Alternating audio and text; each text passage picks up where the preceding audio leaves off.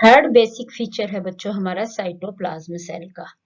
Plasma membrane हम देख चुके हैं, न्यूक्लियस कर चुके हैं। अब हम जानेंगे साइटोप्लाज्म के बारे में। क्या है ये? The liquid part of the cell in which the other organelle is fluid is called cytoplasm. बिल्कुल फ्लूइड लाइक स्ट्रक्चर प्रेजेंट है ये, और ये इसकी लोकेशन क्या होगी बेटा? It is present between plasma membrane and nucleus.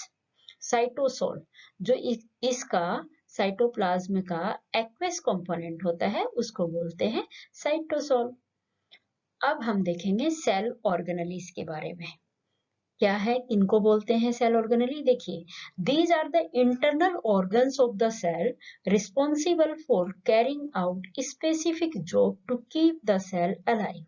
Cell को जिंदा रखने के लिए जो ऑर्गन्स स्पेसिफिक वर्क करते हैं उनको हम बोलते हैं सेल ऑर्गेनेलीज।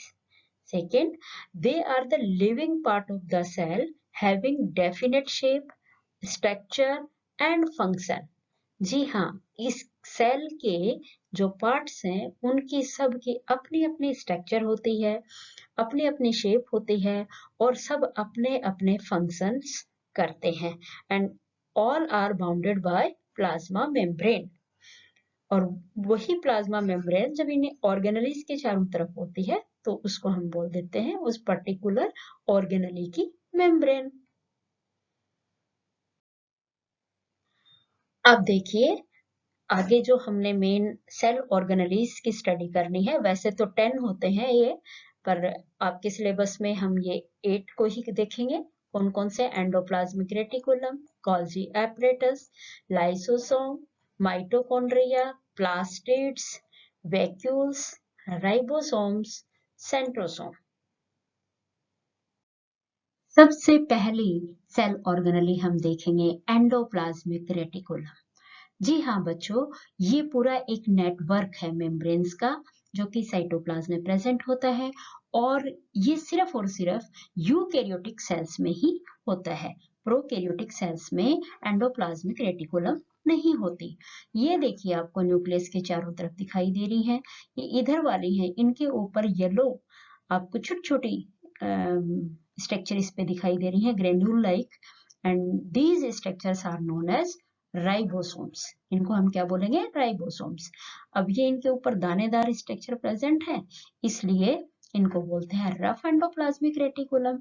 और जिन रेटिकुलम्स पे राइबोसोम्स नहीं होते उनको बोलते हैं बेटा स्मूथ एंडोप्लाज्मिक रेटिकुलम। ये 2 टाइप्स की हो गई है हमारी रेटिकुलम्स, बिल्कुल क्लियर हो गई है। अब जो SER है ये किस चीज की बनी होती है ये देख लेते हैं हम। It is made up of tubules. It is help in manufacturing of fat molecules, steroid, lipid. Ribosomes are absent on smooth endoplasmic reticulum. अब जो RER है, it is made up of vesicles, help in manufacturing of protein and content ribosomes. ER का मतलब समझ में आ गया आपको? E शॉर्ट फॉर्म है एंडोप्लाज्मिक की और R शॉर्ट फॉर्म है रेटिकुलम की। तो 2 टाइप्स की ER हो गई हमारे पास, SER, RER। अब देखिए इनका फंक्शन क्या है। एंडोप्लाज्मिक रेटिकुलम का जो मेन फंक्शन है that is transport material between cytoplasm and nucleus. तो ये मटेरियल्स के ट्रांसपोर्टेशन का काम करती हैं। It provide space for biochemical activities, जितनी भी बायोकेमिकल एक्टिविटीज, प्रोटीन सिंथेसाइज वगैरह, उन सब के लिए ये स्पेस प्रोवाइड करती है। It help in synthesize of fat, steroids, cholesterol etcetera. It help in detoxification of poisonous product. बहुत इंपॉर्टेंट रोल है बेटा इनका। अगर कोई पॉइजनस टॉक्सिन प्रोडक्ट हमारी बॉडी में चले गए हैं तो जिस तरीके से लिवर डिटॉक्सिफिकेशन का काम करती है, तो सेल के अंदर डिटॉक्सिफिकेशन का काम कौन कर रही है? ER, endoplasmic reticulum. बायोजेनेसिस का मतलब क्या होता है बेटे? कि manufacturing of cell membrane by the help of protein and lipids is called biogenesis. ये न्यू टर्म है आपके लिए, इसको मैं पहले भी बता चुकी हूँ। तो यहाँ पे जो सेल मेम्ब्रेन की मैन्युफैक्चरिंग होती है उस प्रोसेस को बोलते हैं biogenesis. ER send proteins to various places in cell depending on needs. Cell के जिस रीजन में जहां प्रोटीन की जरूरत होती है ER उसको ट्रांसपोर्ट करती हैं। सेकेंड नंबर पे हमारा जो सेल ऑर्गेनली है दैट इज गोल्जी एपरेटस। इनकी स्ट्रक्चर ये इस टाइप की होती है बेटे, दिख रही है आपको। तो इस स्ट्रक्चर में हम क्या जानेंगे, it is a system of tubules and membrane bound vesicles arranged in parallel to each other in stalks and called cisterns। ये जो स्टॉक्स में प्रेजेंट है 1 2 3 4 करके, इनको कंबाइंडली हम क्या बोलेंगे, सिस्टर्न्स, राइट। फंक्शन देखिए गोल्जी एपरेटस का, protein and lipids synthesized in ER are packed at Golgi complex. मतलब कि जो एंडोप्लाज्मिक रेटिकुलम पे प्रोटीन एंड लिपिड्स बनते हैं, लिपिड्स किस में बनेंगे, स्मूथ एंडोप्लाज्मिक रेटिकुलम में, ठीक है, और प्रोटीन्स कहाँ बनेंगे, रफ एंडोप्लाज्मिक रेटिकुलम पे। उनको वहां से गोल्जी कॉम्प्लेक्स में भेजा जाता है जहां पे उनकी पैकेजिंग का काम होती है। यानी कि बेटा जो गोल्जी एपरेटस है वो एक तरीके से ना पोस्ट ऑफिस का काम करती है।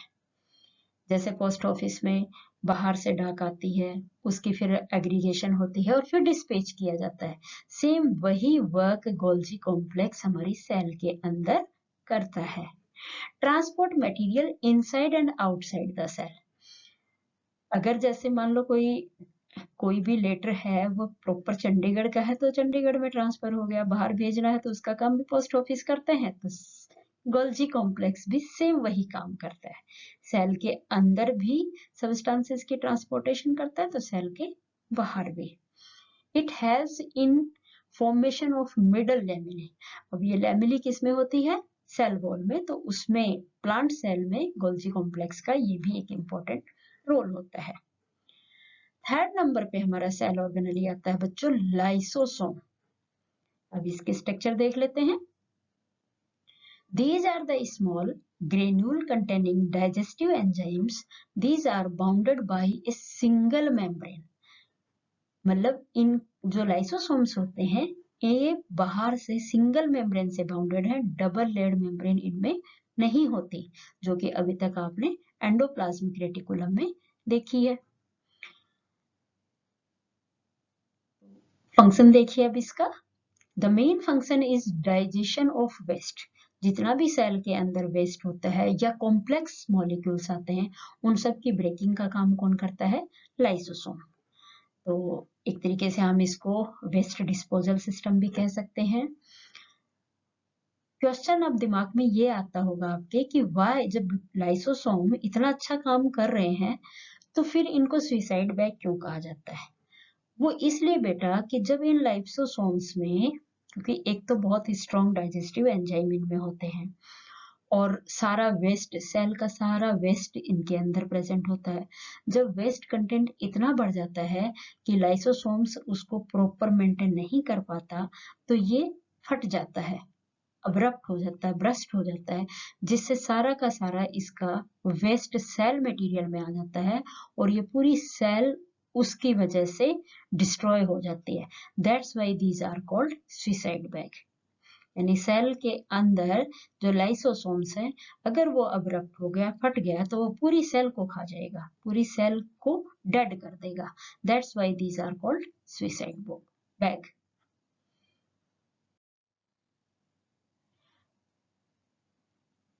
फोर्थ नंबर पे हमारा जो सेल ऑर्गेनली है दैट इज द माइटोकॉन्ड्रिया। आइए पहले हम इसकी स्ट्रक्चर देख लेते हैं। It is a rod-shaped structure in cytoplasm. It is present only in eukaryotic cell. Hope कि यूकैरियोटिक एंड प्रोकैरियोटिक सेल दोनों में डिफरेंस आपको क्लियर है। यूकैरियोटिक का मतलब जिसमें न्यूक्लियस न्यूक्लियर मेम्ब्रेन से बाउंडेड रहता है, प्रोकैरियोटिक जिनमें न्यूक्लियर मटेरियल साइटोप्लाज्म में ही सस्पेंडेड रहता है। तो जो माइटोकॉन्ड्रिया है ये प्रोकैरियोटिक सेल में नहीं होता, राइट। तो यहाँ पे आप देखिए इसकी स्ट्रक्चर डबल लेड मेम्ब्रेन है, बाहर से एक मेम्ब्रेन ये है और इसका अगर क्रॉस सेक्शन देखते हैं तो जो ये इनर मेम्ब्रेन है ये बहुत सारे फोल्ड से इसने बनाए हुए हैं। रीजन इज दैट कि ये रेस्पिरेशन के लिए एक साइट प्रोवाइड करती है। इस माइटोकॉन्ड्रिया की का जो स्पेसिफिक फीचर है बच्चों, वो ये है कि इसका सेल्फ डीएनए होता है, इसमें राइबोसोम्स भी हैं। जिस सेल ऑर्गेनेली में डीएनए एंड राइबोसोम्स दोनों प्रेजेंट होते हैं, वो अपने आप में एक इंडिपेंडेंट यूनिट होती है। तो स्ट्रक्चर होप की क्लियर हो गया होगा। इसके टू मेम्ब्रेन्स होते हैं, जो आउटर मेम्ब्रेन है उसमें स्पेसिफिक प्रोटीन होती है, तो इनर मेम्ब्रेन में बहुत सारे फोल्ड्स होते हैं, और जो फोल्ड से जो चेम्बर्स बनते हैं उनको बोलते हैं बच्चों cristae. It has own DNA and ribosomes, mitochondria का अपना डीएनए एंड राइबोसोम्स होते हैं, and it is called power house of the cell. Why it is called so? Reason is that कि एक्चुअल में जो पावर है सेल की वो यही जनरेट होती है, यानी जो कंप्लीट रेस्पिरेशन होता है फूड का, that is occur inside the mitochondria. And storage battery क्यों कहते हैं? क्योंकि जितनी एनर्जी प्रोड्यूस हुई है फूड की ब्रेकिंग से, वो सेल को जो रिक्वायरमेंट होगी वो यूज कर लेगी, और जो एक्स्ट्रा एनर्जी होगी वो माइटोकॉन्ड्रिया में ही सेव रहती है। That's why it is called storage battery. फिर आता है बेटा function. Its main function is to produce and store the energy in the form of ATP. So what is the full form of ATP? Adenosine triphosphate. It is also known as energy currency of a cell. हमारी cell की जो energy की currency है वो ATP होती है। और एक ग्लूकोज मॉलिक्यूल के बर्न होने पे कितनी ATP मिलती है बेटा हमें? 38 ATP। फिफ्थ बहुत ही इंपॉर्टेंट सेल ऑर्गेनेली आता है बच्चों प्लास्टिड। माना कि ये एनिमल सेल में नहीं होता, लेकिन ये प्लांट सेल में प्रेजेंट होता है। तो आइए हम समझते हैं इसके स्ट्रक्चर क्या है। These are present only in plant cells and they have their own DNA. दूसरा डीएनए किसमें बताया था मैंने? कौन से सेल ऑर्गेनेल में होता है? माइटोकॉन्ड्रिया में। तो एक बार हम इसकी आउटलुक देख लेते हैं। देखिए ये भी डबल लेड मेम्ब्रेन है इसमें। ये इसकी आपको दिखाई दे रही है outer membrane. This is the outer membrane, this is inner membrane, और इसके अंदर जो फ्लूइड प्रेजेंट होता है aqueous fluid, that is called stroma. और जो माइटोकॉन्ड्रिया में फ्लूइड प्रेजेंट होता है उसको बेटा बोलते हैं मैट्रिक्स, राइट। और ये आप देखिए डिस्क लाइक स्ट्रक्चर आपको दिखाई दे रहे हैं, इनको थैलेकोइड्स बोलते हैं, और ये सारी इकट्ठी मिलके बन जाती हैं, पूरा स्टेक बनाते हैं, और इनको बोलते हैं ग्रेनम। और जब दो ग्रेनम्स को जोड़ने के लिए होता है लेमिला, राइट। ये जो आपके थैलेकोइड्स हैं, यही वो साइट है बच्चों जहां पे क्लोरोफिल प्रेजेंट होता है, वो पिगमेंट जहां एक्चुअल में फोटोसिंथेसिस होती है। तो एक बार इमेजिन कीजिए कि जो प्लांट सेल है that can not be seen with our naked eyes, जिसको हम अपने नग्न आंखों से नहीं देख सकते, उसका भी एक पार्ट है ये क्लोरोप्लास्ट। और क्लोरोप्लास्ट के अंदर भी ये छोटी सी डिस्क लाइक स्ट्रक्चर, उसके अंदर क्लोरोफिल प्रेजेंट है जहां पे एक्चुअल में फोटोसिंथेसिस होता है। कितने टाइप्स के होते हैं ये प्लास्टिड्स? 3 टाइप्स के हैं बच्चों, ल्यूकोप्लास्ट, क्रोमोप्लास्ट एंड क्लोरोप्लास्ट। तो जो ल्यूकोप्लास्ट होते हैं व्हाइट कलर के होते हैं, और ये जो प्लांट्स के अंडरग्राउंड पार्ट्स होते हैं उनमें, यानी जो रूट्स वगैरह होती हैं उनकी सेल्स में ल्यूकोप्लास्ट मैक्सिमम होते हैं। Chromoplast red and brown colour के होते हैं, और क्लोरोप्लास्ट तो ऑब्वियसली ग्रीन कलर का होता ही है। अब फंक्शन देख लीजिए। Chloroplast and chromoplast are important for photosynthesis, दोनों फोटोसिंथेसिस में हेल्प करते हैं। और जो क्रोमोप्लास्ट होते हैं ये एक्चुअल में फ्लावर्स, फ्रूट्स, इनको कलर प्रोवाइड करते हैं। Leucoplast it is storage of material such as starch, oil, proteins, granules, इनमें ल्यूकोप्लास्ट प्रेजेंट होता है जो इनकी स्टोरेज करता है। जैसे जो ऑयल देने वाले प्लांट्स हैं, जो ग्रेन्स हैं, उनमें तो इनर पार्ट्स में ये ज्यादा प्रेजेंट होता है। 6 नंबर का जो सेल ऑर्गेनली है बच्चों, that is the vacuole. Structure देखिए, these are the membrane bounded region in the cytoplasm containing water, amino acid, sugar, various organic acid and some proteins. These are small sized in animals and very large in plants. A single cell called organism like amoeba vacuole contain the food items. amoeba में जो vacuole है ये food item को contain करते हैं, बाकी जो हमारी सेल्स हैं उनमें अमीनो एसिड, शुगर वगैरह को कंटेंट करती हैं, तो सेम यही चीज प्लांट्स में भी करती हैं। तो फंक्शन क्या हो जाएगा वैक्यूल का? Storage of material, important role in expelling excess water, जो एक्स्ट्रा वाटर आ गया सेल के अंदर उसको बाहर निकालने में भी ये इंपॉर्टेंट रोल प्ले करते हैं। 7th सेल ऑर्गेनली आता है बच्चों, राइबोसोम्स। इनकी स्ट्रक्चर बिल्कुल ऐसी होती है, 2 यूनिट से मिलकर बने होते हैं, एक स्मॉल सब यूनिट होती है और दूसरी लार्ज सब यूनिट। दोनों मिलने पे इनका स्ट्रक्चर जैसे हमने 2 हाथों को इकट्ठा कर दिया हो वैसी दिखाई देती है। तो क्या कहेंगे हम इसके स्ट्रक्चर के लिए कि बहुत ही माइन्यूट पार्टिकल्स होते हैं जिनमें आरएनए प्रेजेंट होता है। फंक्शन क्या हो जाएगा बच्चों राइबोसोम्स का? These manufacture the protein and also transport protein to the endoplasmic reticulum. जो प्रोटीन सिंथेसाइज करते हैं उसको एंडोप्लाज्मिक रेटिकुलम पे ट्रांसफर कर देते हैं। नेक्स्ट हमारा सेल ऑर्गेनली आता है बच्चों, सेंट्रोसोम्स। ये सिर्फ एनिमल सेल में प्रेजेंट होते हैं और इनकी स्टार लाइक स्ट्रक्चर होती है, न्यूक्लियस के नजदीक ये प्रेजेंट होते हैं। तो बहुत ही इंपॉर्टेंट फंक्शन क्या हो जाएगा? It play an important role in cell division. Cell division में ये इंपॉर्टेंट रोल प्ले करते हैं।